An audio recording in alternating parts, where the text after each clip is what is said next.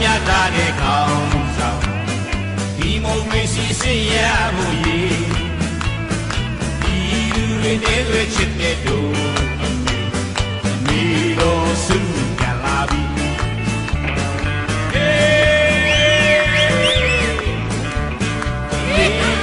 စုရဲ့နောက်ကတို့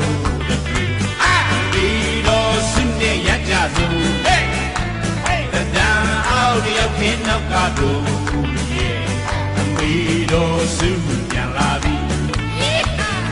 တို့ဗမာတွေတရားများတာတဲ့ကောင်းဆောင်ဒီမိုကရေစီစေရဖို့ရည်ဒီလူတွေသေးလွယ်ချစ်တဲ့တို့